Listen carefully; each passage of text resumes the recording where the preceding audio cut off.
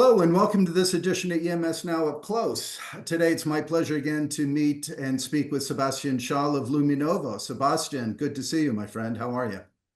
I'm doing excellent. Thank you so much for having me again, Eric. Looking forward to Yeah, it. no, me too. Listen, lots has been happening, I've noticed with Luminovo and what you're doing there. So I wanted this chance to kind of go over some of that with you. Yeah, I was on your website and I noticed a change, right? All of a sudden it says the electronic supply chain platform right there on the website. That's been a bit of a change. Tell me about that. Yeah, glad you noticed this. So I think for some time we kind of positioned ourselves more as being, the co-pilot that kind of helps you and assists you in your day-to-day workflows. And I think that was mostly underlying that we are, a suite of tools that can really help you with your day-to-day tasks.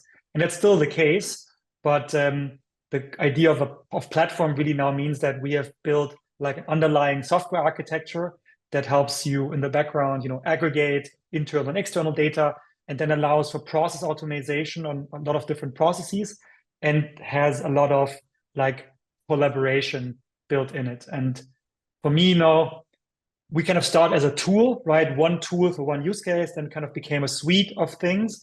And now this idea of a platform, besides having multiple modules that are modular, also comes that we're starting to see other companies selling their services via our distribution.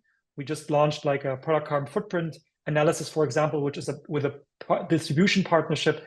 And we see more and more customers using, in a sense, our infrastructure to kind of build their own things on top, right?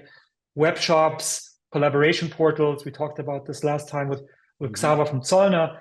So that's really the idea that we have this baseline fundamental, and this provides us the opportunity to kind of be a pick and choose like recipe for anyone in the supply chain that wants to kind of become more digital and automate more of their processes.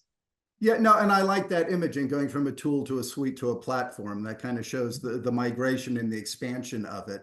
And it is kind of a la carte type of thing then too, depending on who the customer is, what their needs are, you're able to customize what you provide them. Exactly. So, I mean, we all notice the whole acronyms. We have OEMs, ODMs, E2MS, EMS, so ES. So basically they're all just, in a sense, just doing some parts of the different steps in the supply chain or value chain. And, ideally should be either I switch on like the sourcing module or not, or switch off the PCB module. I think that's the a la carte architecture that we really wanted to build. But it also gets confusing quickly. So that's why we now positioned it a little bit like as a quick recipe, right? The platform is the underlying thing that everyone gets. And then we have now one kind of key product for an OEM that's called design to source, and one key product basically for the EMS that's configure price quote, which was basically our early beginnings. Yeah, in that sense. And I wanted to ask you about that. So I'm glad you mentioned that. So how do you distinguish that? Because and that makes it very simple, right? Are you an EMS or are you an OEM? Yeah. Right? And then within that, tell me about that and kind of, how those are different. Obviously the customers are different, but there's relations. Exactly. In a sense, the beauty is that the workflows and also the presentation is fairly similar. It's I would say the OEM does not have a customer relationship. So the whole kind of CRM light part that an EMS has, where you have the customer management and then RFQ belongs to a customer. That's important. We have some ODMs that are also doing customer specific work. They can also use that, but that element basically is not important. But the idea of like versioning or having like a consistent repository where you can upload versions of your design as you go, that becomes a little bit more important. So it's more of a functionality switch on and off, but the underlying thing is the kind of the same. But we just wanted to make it, also sound that it's clear what is the job to be done that you are getting done as an OEM, right? You want to get from design all the way to your supply chain, to the source, and connect that. And for the EMS, it's the first instance when a new product or project hits our tool is often in quoting, right? When a new quote comes in. So the configure price quote is that first instance. And I think that's also for us, like from a vision perspective, we want to like touch as many electronic products as possible and have a positive impact on getting them faster, cheaper, and more sustainably to the market. And an OEM starts kind of with this early design NPI, and for an EMS, it's the kind of quote phase and then the NPI. So that's in a sense the, I would say, journey difference on the product. Yeah. And now those can those then be extended with different add-ons, like, you know, for the customer collaboration module that you talked about with Zollner, you know, how can those be then added on? Yeah, so there's in a sense there's a la carte list of add-ons, right, that are getting new jobs done, and of course some only work for one stakeholder. The example you just put, the customer collaboration, which is really providing like this white label self-service interface where the customer can log in and get some of your physical or digital services in a digital form as an EMS. That only makes sense for EMSs, E2MSs that have customers. Yeah. However, for the OEM, there's something like supply chain collaboration, which is the opposite, right? How can you like hand off something like letter of authorizations to your EMSs more easily? Or if you're doing a build and buy strategy, how can I maybe connect the inventories I have stored at Zollner and other EMSs? How can I connect this into my workspace so I have a control tower that shows me this is my global demand. I'm building 2 things in-house and 2 things out of house. And how can I kind of have a better visibility on that? So these are, of course, one just makes sense downstream, one only makes sense upstream. Right. But then there are other things that really, again, the product costing extension is really if you want to also calculate not just material costs, but manufacturing costs. And that makes sense if you're a self-manufacturing OEM or if you're an EMS. Product carbon footprints make sense for everyone in a sense, because but have different use cases. For an OEM, you can help you to eco-design, right? From the day one, think about which components to choose to get to a lower carbon footprint level. And for EMS, it's more of a extra service, right? We can like not just give you price and lead time, but also sustainability data. And this kind of goes on also with the other modules. So it's always a little bit of a different use case, but you can then really choose what fits your organization, but also what fits your strategy, because not everyone wants to do like a customer collaboration portal. Right, right. And that's interesting. What you just touched on there was the carbon footprint data. And I know that, who was it, with Sluicebox, I think it was, that you had the collaboration that you're able to now include that. And that is part of the platform now. Exactly. That is one of the examples what I meant from platform, that we now have the opportunity to like other services, like data services that are basically getting distributed via our tool. You can basically just increase your quota in Luminovo, and then we do like a revenue share model with them on the component level data. For the PCBs, we are providing that data because we again have another module that's helping the PCB manufacturers get digital, right? We talked about this in another episode. Yeah. And there we can basically get them to a footprint model ourselves. And the same as with the EMS, right? Because if you're doing the product costing model with us, and if you're doing a nice bottom-up activity-based costing model, you can quickly turn it as well as into a good carbon estimate. So we can then bring all those three together, MPNs with Sluicebox, PCB, and assembly by ourselves, and then can give you like a good estimate for PCBA. But yeah, that's in a sense the mix of own solutions and then platform distribution from a partner ecosystem that we also want to grow in the future. Yeah. So how's this being received? You're out talking to EMS, the shift doing the platform, or your customers responding well to it? Yeah, I think the biggest fear we always had when using that term, also historically, was that people put a like equal sign to software platform and marketplace, which is very much not, right? Like a marketplace is really like when like where we would just be brokering orders between OEMs and EMSs. That's totally not what we are doing, but the software platform is really this a la carte like mode. And I think people have seen that being used in the industry more. People start to understand that more. So I think it makes also, for most people now, it's less, they don't put it in the wrong bucket, but they kind of realize that this is more underlining the big ambition we have, becoming kind of an industry standard more and more for EMSs and OEMs. So that has been, I think, positive. And the specifically, I think for OEMs and EMS, knowing like this is where I start, this is how I extend, that clarity has really helped. Good. Good. Now, I know that heading into Electronica here shortly, in addition to the new platform messaging that you have, it's the source to contract is the new thing that the messaging that you're releasing there. Tell me about that. Yeah.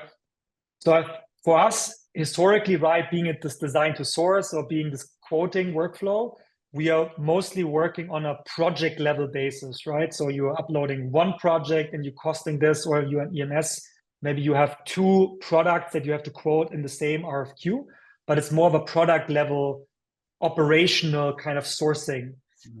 However, if you have like a spend volume that goes into like maybe more than 10 million in electronics, you have some overlappings between different projects, you really start to see effects when you start to actively bundle your demands and do yearly or better quarterly strategic negotiations with the distribution or with manufacturing. And so far, being it for OEMs or EMS, this has mostly been a messy Excel battle because you had to like export some things, do some crossings, find alternatives in comments, and somehow bring this demand to an aggregated demand. And then the sending out was also like often pretty painful because often the current quoting tools couldn't handle the complexity from negotiating like, I don't know, 10,000 lines. So this was very much a white space with a lot of savings potential for the EMS and OEM customers for negotiating smarter and more data-driven. And that's what we are now releasing as the source to contract module, which is like a more enterprise term for exactly these strategic negotiations, which allows you to, either you upload your components or you upload your assemblies that are linked to components, and then you're uploading demands. Could be from many sites on component level, on assembly level, it doesn't matter.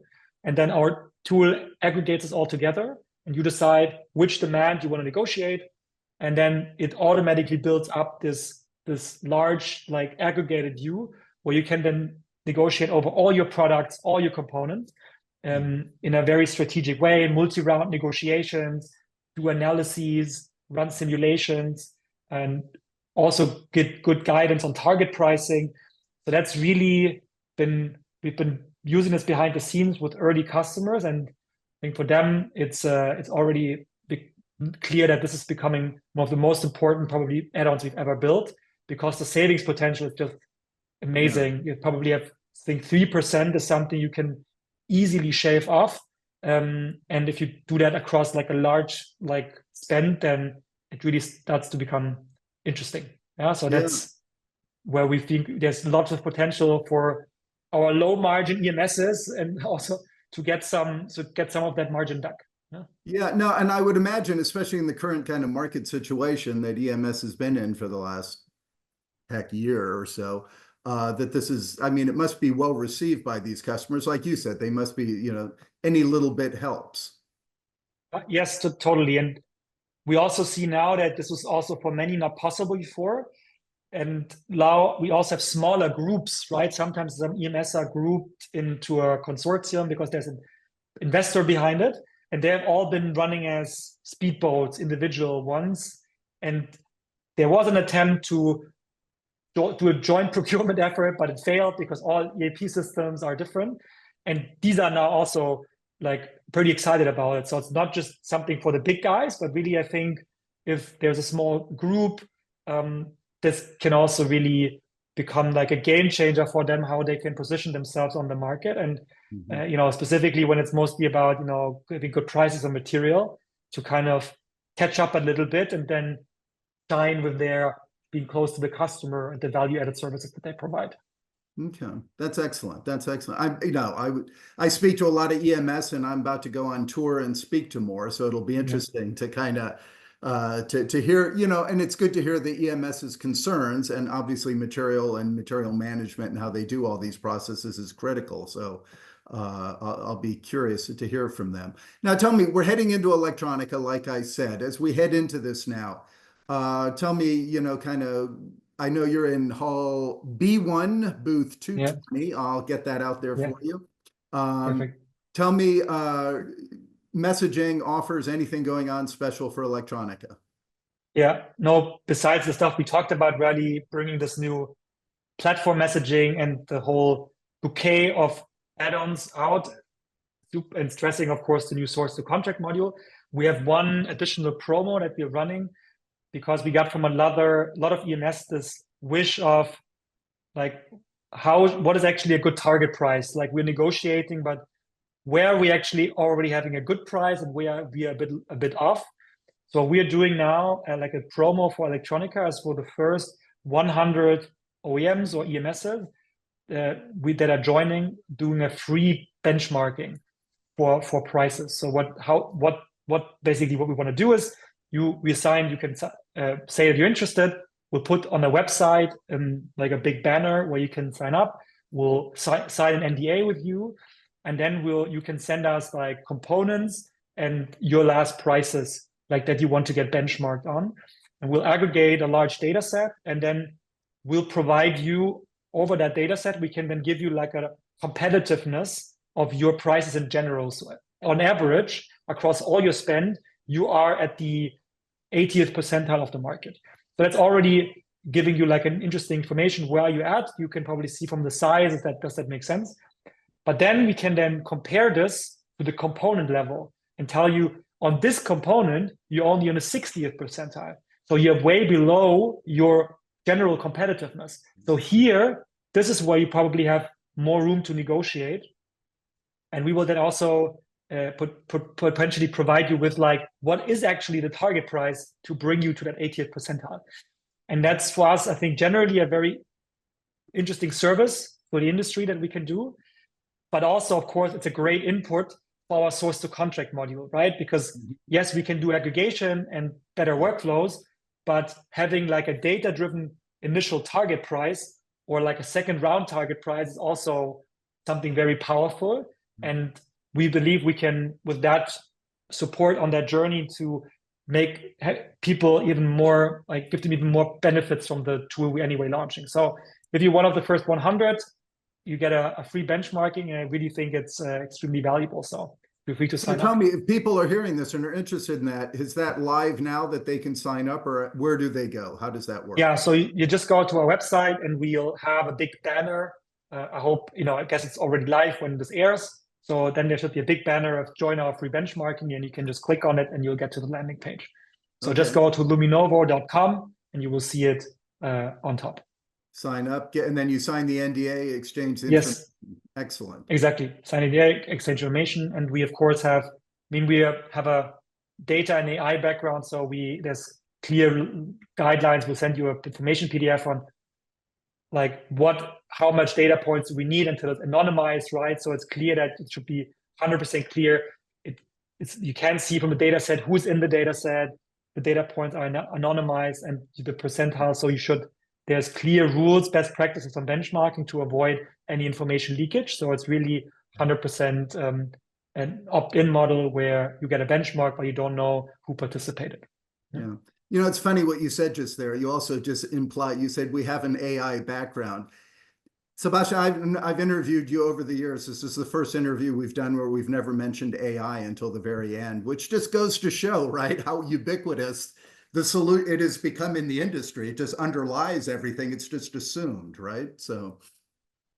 Yeah, no, I mean, 100%. I feel by now it's just like a one tool in the toolbox where you really have to know where you use it and where not. And I think we have always been trying to tone this down a little bit and just have a clear messaging of what value we are providing. And then in the subtext, you will see AI enabled bomb importer or something like that. But just, because AI in itself is not the value proposition, right? What you do with it is the value proposition. And also for, I think, EMSs, I feel that this last wave of AI, which was more about like engines, analysis, that's really was a core unlock for the supply chain.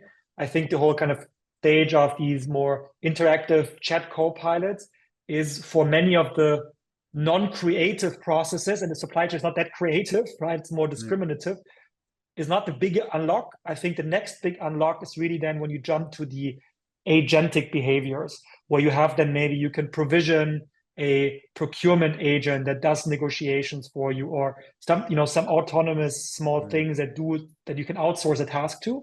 Then that's going to be another big unlock for supply chain. But this first phase is really a larger unlock for early design, really generative processes. And sometimes also under the hood, you can switch out like a model here and there to improve some of the other processes. But again, it should be in the subtext. It should just provide value to the customer. Yeah, no. That's excellent. And it was just noteworthy there at the end that you dropped that in there, and I thought, oh yeah, we haven't mentioned that at all here. So, but it just shows the evolution of the industry, the evolution of Luminovo and what you're providing, and the solutions and the platforms that you now offer. So, kudos to you. We need to end. I will end by telling people again, Electronica is coming up. Luminovo will be there. Booth B1 220 is hall B1, booth 220. And Sebastian will be there. And please go by, see them, and you can follow up on everything we've been discussing here today. Yeah. Thank you so much for having us, and very much looking forward to seeing you there as well. Absolutely. Perfect. We'll see you then. Cool. Thank you, Sebastian. Thank you. Cheers. Bye-bye.